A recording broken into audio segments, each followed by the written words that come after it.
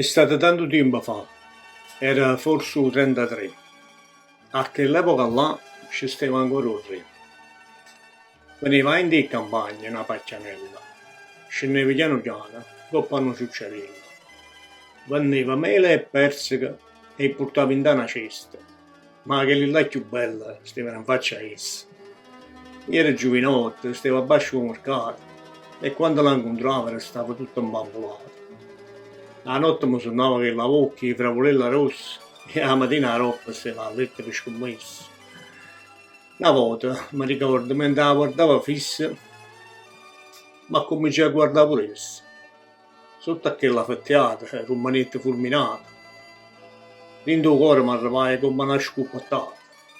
Dicendo tre parole angagagliando, che cosci che tremavano nell'affanno, ma c'è tu un coraggio e mi ci avvicinai, e con un filo di voce la parlai.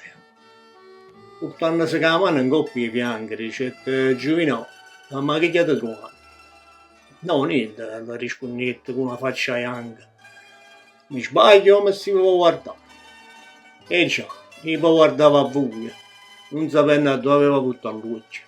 Ma vi siete visti buoni davanti allo specchio?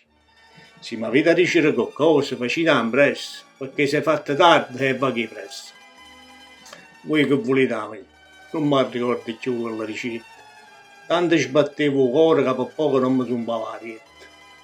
Qualcosa di buono però avete combinato, perché da allora non ha mai fornuto di guardare. Che fine ha fatto che la pacchianella? È diventata mamma di due gioielli. Si chiamano Ciruzza e Nanninella. Sono due gioielli figli di l'amore che Dio fa nascere non voleva loro. Che a mezzo di banchi che l'ho marcato, prima si è rubato sto cuore e poi lo suo emerato.